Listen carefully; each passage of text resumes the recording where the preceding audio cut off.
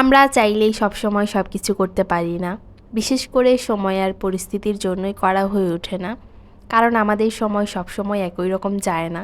Hello everyone, আসসালামু আলাইকুম। কেমন আছেন সবাই? আই হোপ সবাই খুব ভালো আছেন। আলহামদুলিল্লাহ, আমরা আল্লাহর রহমতে আছি মোটামুটি ভালোই। নতুন দিনে নতুন আরও একটি ভ্লগ ভিডিও নিয়ে হাজির হয়ে গিয়েছি আমি আপনাদের মাঝে বাঁধন, চট্টগ্রাম থেকে। আসছে সামনে ঈদ, আর এই ঈদের আগে এমন ঝড় বৃষ্টি হচ্ছে যে মানুষ ঠিকমতো গরুর হাঁটি করতে পারছে না। বিশেষ করে আমাদের চট্টগ্রামে টানা 4-5 দিন ধরে এমন ঝড় বৃষ্টি।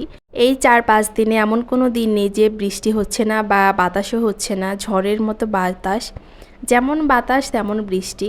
আর আমি কিন্তু মাঝখানে একদিন ভিডিও দিতে পারিনি, হয়তোবা অনেকেই খেয়াল করেছেন। আমি যে এই ঝড় বৃষ্টির জন্য ভিডিও দিচ্ছি না তা কিন্তু না।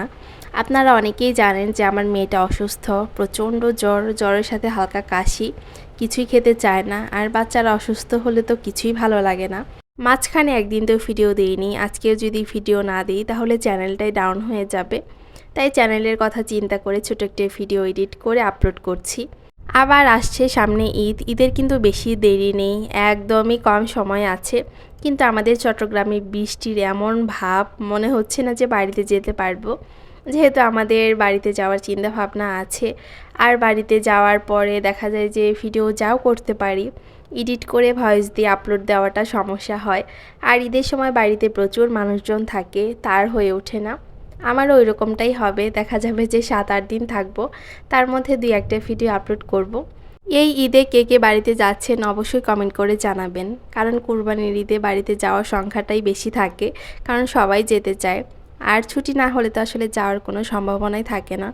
আমাদেরও এরকমটাই ছিল, আমরা ভেবেছিলাম যে হয়তোবা ছুটি দিবে না, কারণ গত কুরবানির ঈদের সময় ছুটি দিয়েছিল, এবার দিবে না এটাই শিওর ছিলাম। পরে দেখি যে না, কপাল খুলে গিয়েছে, ছুটি দিয়েছে, তাই আমরা যাচ্ছি। কিন্তু ছুটিটা তো কম দিনের, বেশি দিন থাকতে পারবো না। যাই হোক, ঈদটা তো করতে পারবো সবার সাথে। এইদিকে এখনও বৃষ্টি হচ্ছে, সারা রাতও বৃষ্টি ছিল, সকালেও বৃষ্টি, দুপুরেও বৃষ্টি, বিকেলেও বৃষ্টি।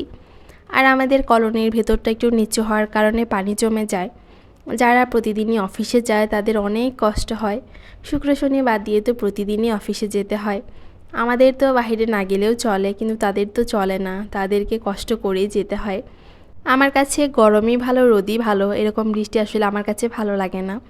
একঘেয়েমি লাগে, রুমে সারাক্ষণ বন্দি থাকতে হয়, বাচ্চাদেরও একই অবস্থা। সারাদিন বাসায় থাকার পর বিকেলে একটু বাইরে গেলে কিন্তু সবারই ভালো লাগে, আসলে মনটা ফ্রেশ ফ্রেশ লাগে।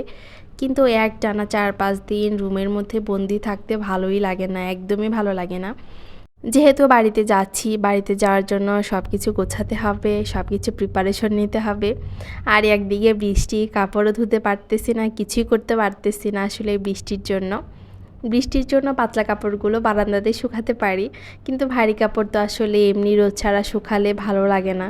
হাতে আর টাইম আছে মাত্র 2 দিন, এই 2 দিনের মধ্যে যদি রোদ উঠে তাহলে ভালো, আর না উঠলে আসলে কিছুই করার নেই। এই তো এদিকে আমার লাকি ব্যাম্বো গাছে শিকড় বেরিয়েছে, বড় একটাতে বেরিয়েছিল হালকা একটু একটু বেরোয়ার পরই আমি মাটিতে রোপণ করে দিয়েছিলাম, একটা ভিডিওতে শেয়ার করেছিলাম। কিন্তু সেই গাছের অবস্থা দেখে এখন বুঝতে পারতেছি না যে গাছটা টিকবে নাকি মরে যাবে। এই গাছগুলো আমার মাটিতে রোপণ করার ইচ্ছে, কিন্তু এখনই করব না পরে করব সেটাও বুঝতে পারতেছি না। কেউ যদি জেনে থাকেন অবশ্যই বলবেন যে এটা কি এতটুকু শিকড়েই হবে নাকি আরও শিকড় বেরোতে হবে, পানিতে রেখে দিব। কি করব অবশ্যই জানাবেন, কারণ আমি এটা যদি মাটিতে দেই, যদি না টিকে তাহলে মনটাই খারাপ হয়ে যাবে। এদিকে বসে বসে লিচু খাচ্ছি, আমার মেয়েটাকে একটু ঘুম পাড়িয়ে দিয়েছি, সে ঘুমাচ্ছে। আবার দুপুরে রান্নাও বসাতে হবে। আদিতার যেহেতু এখন ঠিকমতো রাতে ঘুমটা হয় না, কারণ ভোর রাতের দিকে প্রচণ্ড জ্বর ওঠে, 3টা বা 4টার দিকে। আর জ্বর আসলে তো ঘুমটাও ঠিকমতো হয় না, শুধু এপিট ওপিট করে। এই কারণে দিনের ঘুমটা এখন নিয়মিত হচ্ছে না, যখন তার ঘুম পায় তখনই ঘুমিয়ে যায়। তার দুপুর নেই, সকাল নেই, রাত নেই, প্রচণ্ড দুর্বল শরীরটা। এদিকে আজকে দুপুরে আমি রান্না করছি, পুঁইশাক ভাজি করব, পুঁইশাকের কয়েকটা পকোড়া বানানোর ইচ্ছে আছে, আর ভর্তা বানাবো, আর পাবদা মাছ রান্না করব। এদিকে শাকগুলো ধুয়ে নিচ্ছি, শাকগুলো অনেক ফ্রেশ ছিল, ভালো ছিল, কিন্তু পুঁইশাক ভাজির থেকে আমার রান্নাটাই ভালো লাগে। পোশাকের পাতাগুলো বড় বড় দেখা গেলে কি হবে, ভাব দিতে গেলে একদম মিলিয়ে যায় আর শুধু ডাঁটাই দেখা যায়।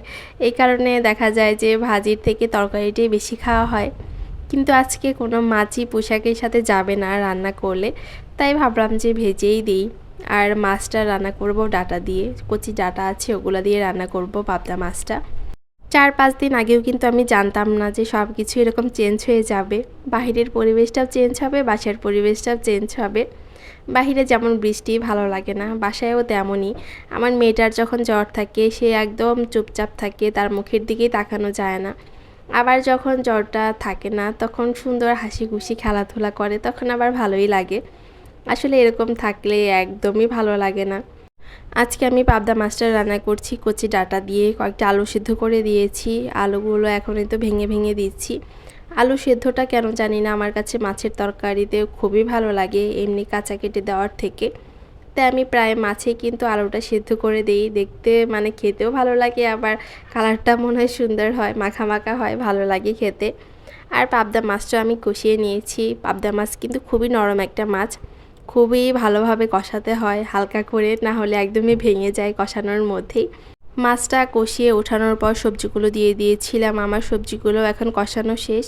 এখন আমি পরিমাণ মতো পানি দিয়ে দিব, হালকা একটু পানি দিব, বেশি দিব না, কারণ আমার কষানোতে প্রায় সব কিছুই সেদ্ধ হয়ে যায়, হালকা একটু পানি দিলেই হয়। আর আমাদের পরিবারের ঝোলটা খুবই কম খাওয়া হয়। আমিও ঝোলটা খুবই কম খাই, আদিতার বাবু ঝোলটা খুবই কম খায়। আদিতা তো একদমই ঝোল খায় না, তাকে শুধু তরকারি খাওয়াই। আমরা যে তরকারিটা খাই আদিতা ওই তরকারিটাই খেতে পারে, কারণ আমরা ঝালটা কম খাই, তার সমস্যা হয় না। আমার তো মাছ রান্না কমপ্লিট। এটা হচ্ছে বিকেলবেলা, আমরা একটু মুড়ি মাখা খাচ্ছি, যেহেতু বাহিরে বৃষ্টি হচ্ছে। আদিতার বাবাই বললো যে একটু মুড়ি মাখা করা, মুড়ি মাখাই খেয়ে, ভারী কোনো নাস্তা আর করবো না। আর আজকের ভিডিওটা এ পর্যন্তই রাখছি। সবাই ভালো থাকবেন, সুস্থ থাকবেন। পরবর্তী ভিডিও দেখার জন্য আগে থেকেই সবাইকে আমন্ত্রণ জানিয়ে রাখছি। আল্লাহ হাফেজ সবাইকে।